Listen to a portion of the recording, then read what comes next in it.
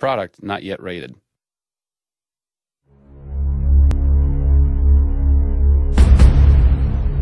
Hey everybody, Zachary Levi here, just outside of San Francisco, California, at world-class development studio Crystal Dynamics, whose current project is the reimagining of the Tomb Raider franchise.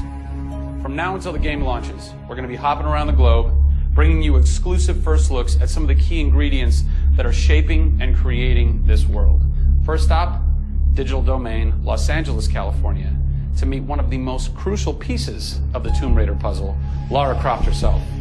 I'm Zachary Levi, and these are the final hours of Tomb Raider.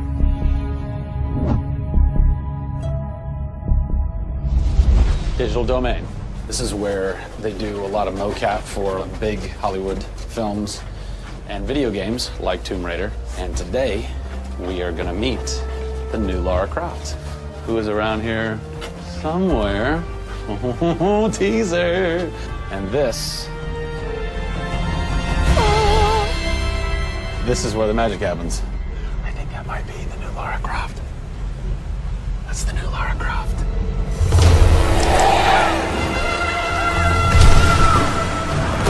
Since 1996, many actors have played the part of Lara Croft, but for the reboot of this franchise, the team conducted an exhaustive international search for someone who could bring a whole new level of emotion to a character who's become so familiar.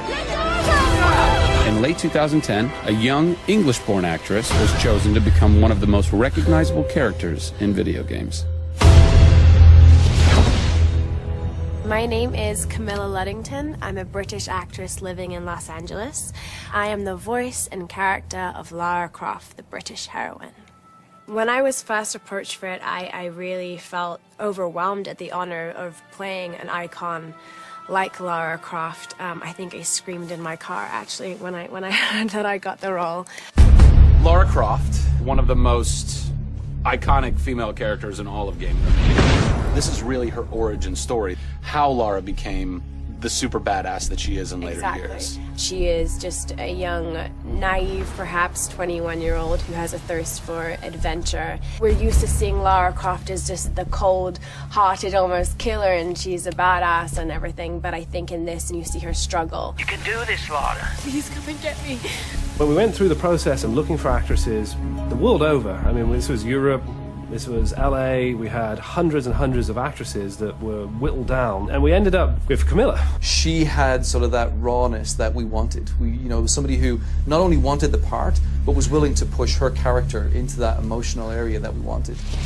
Let's learn a little bit about Camilla. Where are you from? I am from a town in England called Ascot in Berkshire. And it's like those things you wear around your neck. Really didn't do TV or film or anything until I got here in Los Angeles. But really, I had a stage background, which I also think helps though with this, because this is almost feels like performing on a stage. Yes! So here we are. This is performance capture stage. The volume. The volume, they call it. That's interesting. You'll have to explain that to me later. I don't know why. I think maybe it's like a measurement thing, like height and width and depth. I'm gonna go that with yes. Creates volume. Yeah. Math nerd. And you also do get nifty props. Yes. And what's a fun fact about this? Careful. Oh, You can hit somebody. Jeez. Wow. Is that they'll put Velcro on this, and they'll be like, okay, you're gonna have a gun and another gun, and they'll just stick to you. How much Velcro does a bazooka need to stay on tightly? A lot. There had to have been a lot of pressure as far as being the new Lara. It was intimidating. Did you go run around in the woods? Did you go hunt boar with a bow and arrow? Well, what's funny is I actually did archery when I was a kid. Really? Yeah. At the time, you're thinking, why do I need archery? You know, when am I going to use a bow and arrow? And now I know why. Interestingly enough. No! Is Lara a video game icon? A sex symbol? I think she's both. Oh! Obviously, she's a game icon. But I also think she's a sex symbol because she fights for what she believes in. She's courageous. And I think those things are sexy. The shorts are gone. That's a bummer. Which I'm sure most guys will think is a bummer. I like her new look. Yes, she's still gorgeous, but now she's a person. Camilla brings truth. She is truly breathing life into Lara Croft. And when Lara is supposed to be going through an emotional scene, you'll see tears streaming down Camilla's face, and it's real. People ran over to her, like, are you okay? Like, she's got mascara running and tears streaming down her cheeks, and she's like, oh yeah, You're like, wow. When I got this role at first, I did not even know that I would be crying so much. I just thought I'd be kicking butt. That was the Lara that I thought I'd gotten myself into. This was some of the most emotionally and physically draining work that I'd ever done.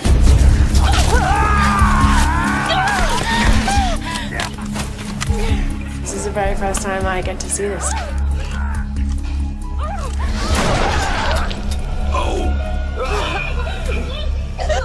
Oh God! I had to do it. I had to do it. So the fans have now seen Lara's first kill.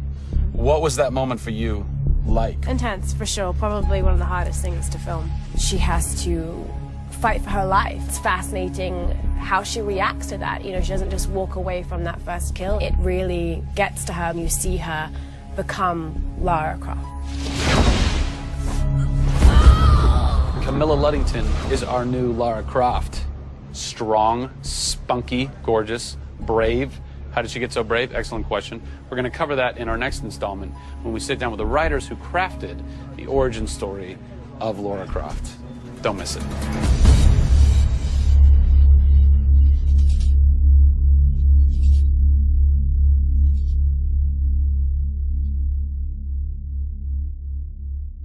Product not yet rated.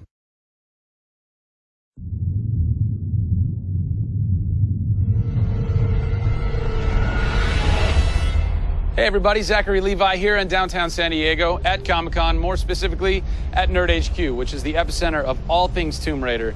The anticipation is building as the team from Crystal Dynamics continues to say that this could be the game of their careers. Today we're going to dig a little bit deeper into the story with some of the key writers and designers who are brave enough to tackle the origin stories of Lara Croft.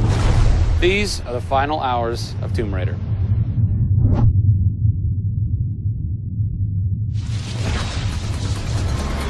We're in downtown San Diego. We're at Nerd HQ. Fans, the public, will get to play the game for the first time ever. Are you nervous? This is the most nervous time of the entire game.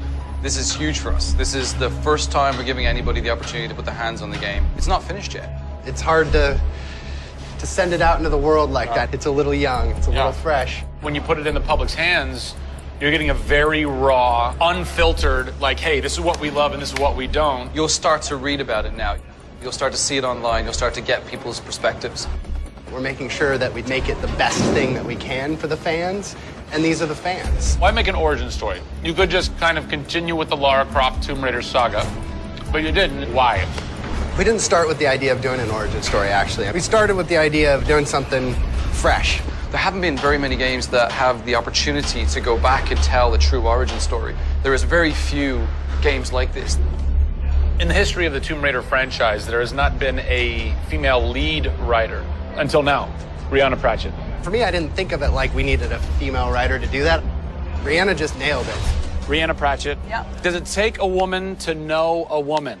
It probably helps, but I don't kind of think about it as much as everyone else does. I tend to think of myself as being a writer first. There is some of me in her, absolutely. She's very bookish, she's very in her head. I went to public school, I actually learned archery. Camilla did as well, I heard. We bring up our ladies properly. And I genuinely studied Egyptology. I wanted to be an Egyptologist. No way. You know, I've always been a huge fan of kick-ass females. I mean, I grew up on Terminator and Aliens. Yeah. You know, fighting aliens in the future. I thought that was what girls did. It's great to be here at Comic-Con. This is my first time. People are really responding to this kind of new Lara. The fans have been great. They've been very supportive. I want to kind of live up to their expectations. I grew up going to fantasy and science fiction conventions. Now here I am looking at a Tomb Raider poster on the side of a building for a Tomb Raider game I have written. Can't quite process that, but it's very cool. Lara's actions affect her character and her emotional state, and so the first kill for us was a big thing.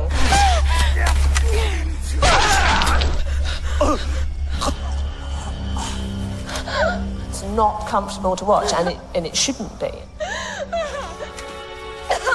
Oh, God! And it is about picking yourself up, despite the fact that you're scared. You can't have bravery without fear. In video games, you're kind of tweaking all the way down to delivery. Yeah. Blessing or curse? Games development can be quite harsh on narrative. You know, you can lose levels or characters. You have to be amazingly flexible. When is the script finally finished? You get insight when you see it through your audience's eyes. Yeah. So once the story gets to a point where we can start sharing with people, where we can start putting it on the screen, then we start to understand, are people getting from it what we want them to get from it? The feedback is that it's really fulfilling our primary goals of delivering a story that introduces people to Lara Croft, but also just takes them on an amazing adventure.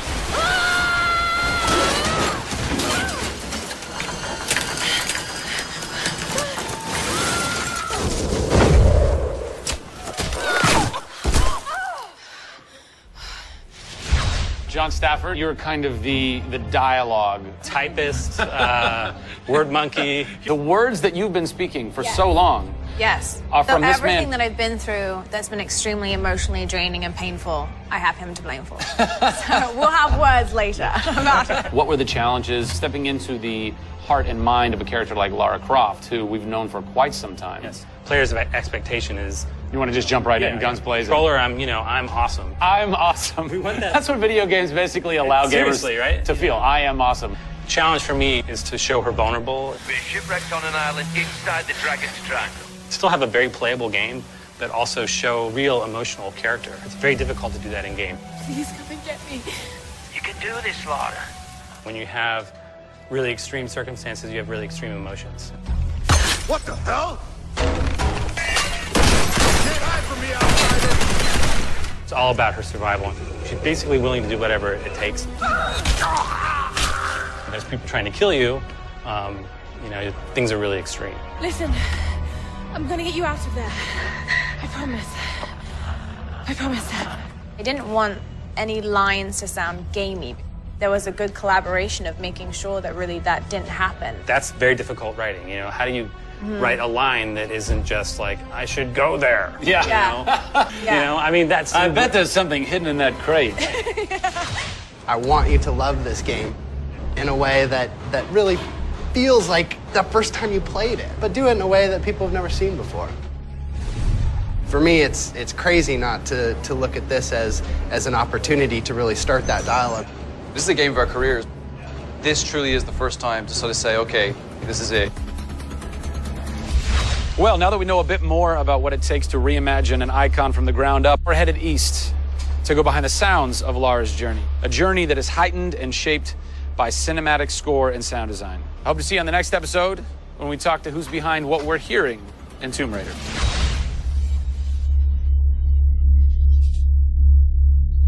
Pre-order Tomb Raider from Amazon.com now and receive an exclusive art book, a DLC character skin for Lara, and a digital copy of Jeff Keighley's The Final Hours of Tomb Raider for the Kindle Fire.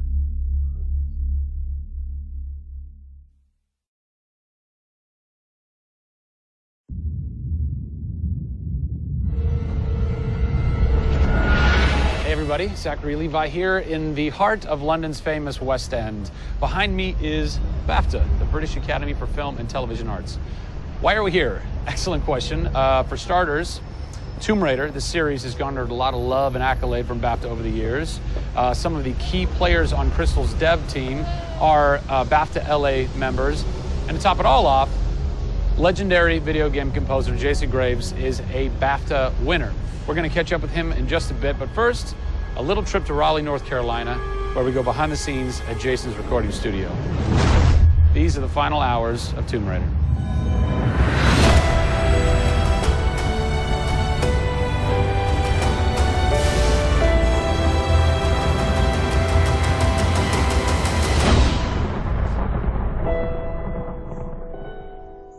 First thing we did was the theme. There have been many composers in the games or the films, but they've always used the original theme. They said, we want to start with a clean slate, new theme. I did it on piano, very simple. I was really scared just to send it because I'm like, I don't know, I think this really works, I think I like it. We ended up taking that exact theme. The first demo I sent was on the first trailer. That exact same arrangement.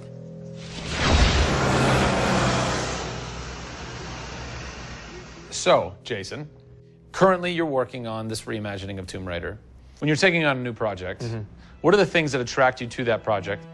the heritage of a particular game. I think obviously... And don't even get me started on Tomb Raider. I literally almost drove off the road. I was on the phone with the audio director. Like, oh, stoplight! And I had to pull over a little bit to not hit the car behind me. What I loved about Tomb Raider, what really drew me to the project was they had no pre-existing conditions. Because they wanted to get out of what it used to be. They wanted something new. They wanted something fresh. Jason's done hundreds of games by this point. He was an easy choice for us to go with on paper because he has such great experience. I listened through a lot of different material from a lot of different composers. I was really taken by how well he did the intimate stuff. The textures and the real, like, you know, intimate and vulnerable bits that we needed to highlight in the game were a great match for us. What is square one for you when you start wrapping your head around it going, this is where I feel like this world is going to exist? Main theme, call me old-fashioned. Then it was a matter of finding out what kind of percussion would work. And always going back to the melody and the theme, because that's kind of the heart of the game. The most signature thing that we need to get right is Lara's theme. One of our big goals was that it can be used in any emotional context. What does it sound like? High action.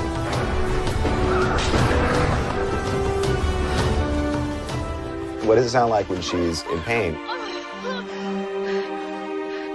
For music, the gameplay and the concept art, especially with the scavengers and kind of the shanty town, corrugated metal, how everything's kind of this amalgam of different stuff that they found on the island.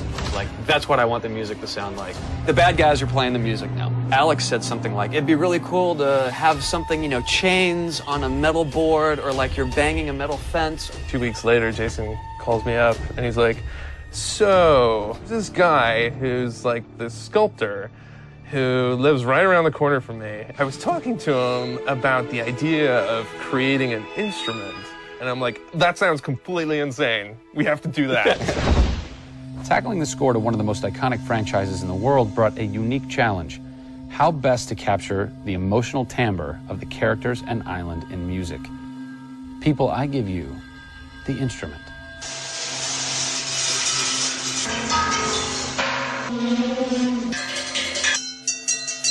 The instrument.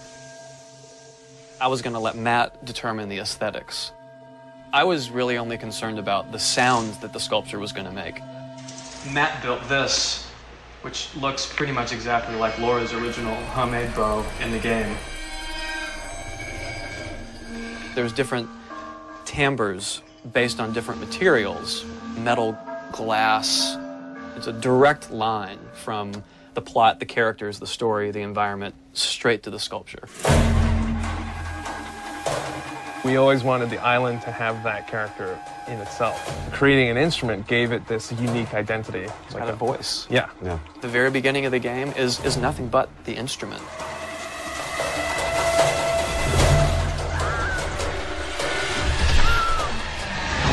Who do you look at in video games or in film that you go, what they've done has shaped who I am and what I do for a living?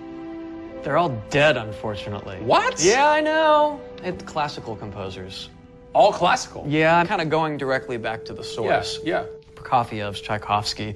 Even for some of the scary stuff, you've got Penderecki, who's a Polish composer. Actually, he's still alive. It kind of goes back to ballets or opera, which is kind of the precursor to film and video games. You know, they were telling a story. And that's what I love about that music. It tells a story. Even if you don't know the plot, you can listen to it. And film music's the same way. It's tough with games to do things that are subtle. You want to make Lara relatable, make her realistic. Got another one. She went down over there. Tell her story from the beginning and show how she became the superhero she becomes. One of the first things that I ask any developer is the emotion. Because to me, that's the biggest thing that music can do in a tenth of a second. The music just, it nails the emotion. Wow, that was amazing, huh? I personally don't think I've ever sounded so good in an interview before. Although Jason, Jack, and Alex are audio savants, so that would make perfect sense.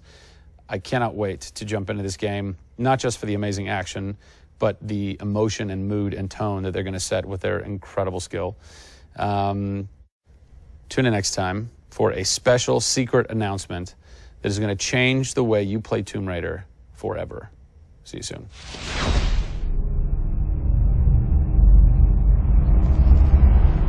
Pre-order Tomb Raider from Amazon.com now and receive an exclusive art book, a DLC character skin for Lara, and a digital copy of Jeff Keighley's The Final Hours of Tomb Raider for the Kindle Fire.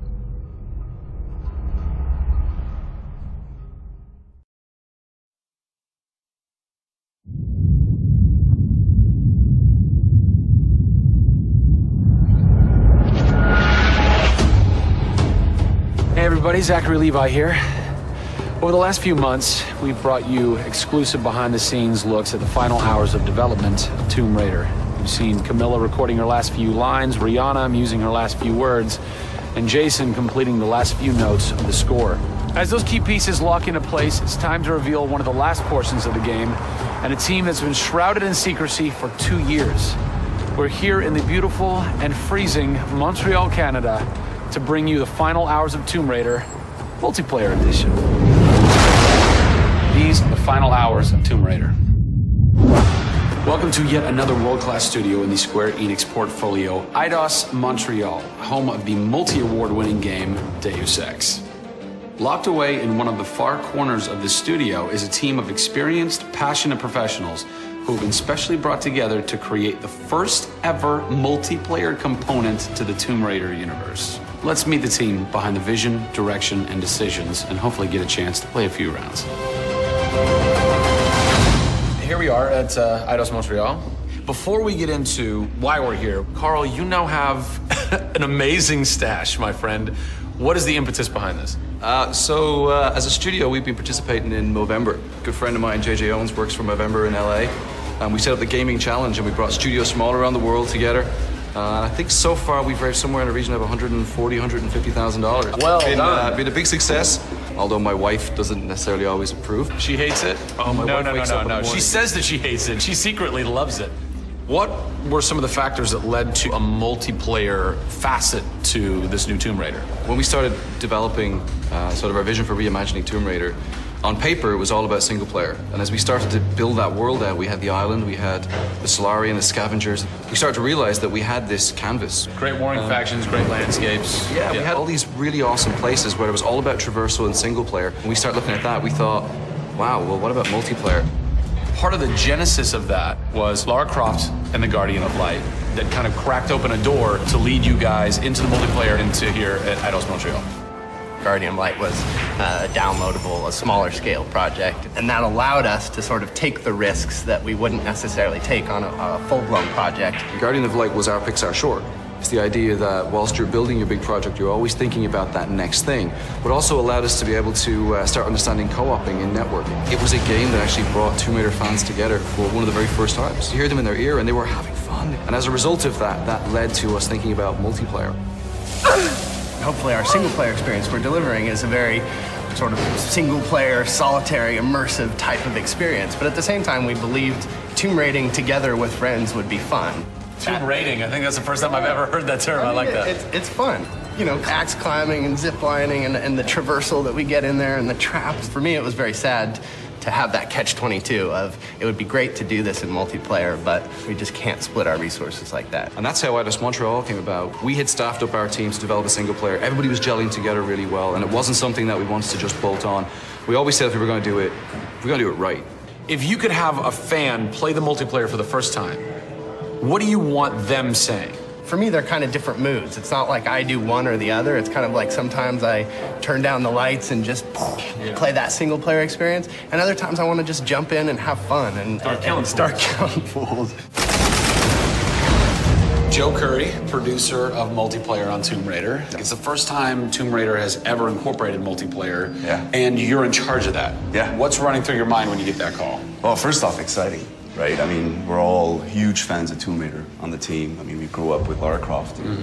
But when we spoke to Crystal, like, we want to do multiplayer, and we're thinking, how do you do that? It's always been Lara's story. You've been in charge of creating the first ever Lara Croft Tomb Raider. No pressure. Multiplayer? No pressure, Zach. Thank you. What are some of the main pillars that you brought over from the single player to the multiplayer to make those two worlds cohesive? The element that really stuck out was survival. The group surviving together. Right. But then traversal, the ability to go up and down and kind of everywhere in a level. The weapons, you know, the characters.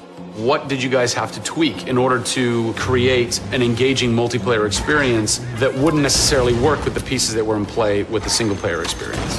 One example is the bow. Especially in the reboot, it's so iconic that we had to make it work for multiplayer. You have a certain forgiveness when you play single player. Multiplayer, players expect snappiness. I shoot you, I expect you to go down, or you can just do what I do, which is take out the biggest gun and just run for them and shoot them out. The environment itself can be a threat. The Solari, you know, the guys that are on the island have had a chance to prepare traps. We've got things like an ammo box that looks like an ammo box, but it's really an explosive device. I need ammo, and it looks just like the regular ammo box, and then you're gonzo. We have a lightning rod. You'll get a lightning strike on the rod, and then you'll eliminate your enemy. First and foremost, we want to be humble.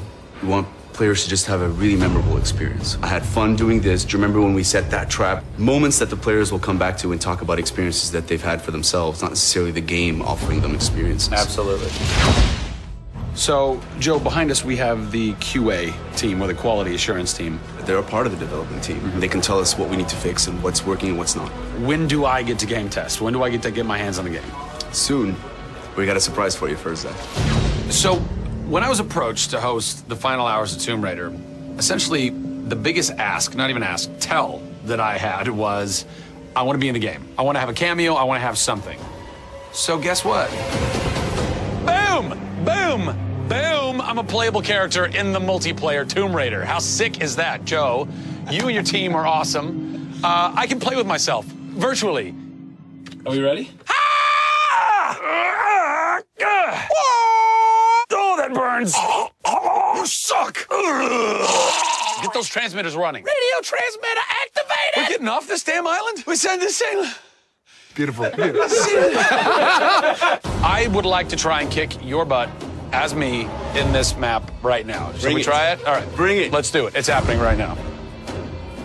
Oh, nice! Was that one of my traps? That was one of your traps.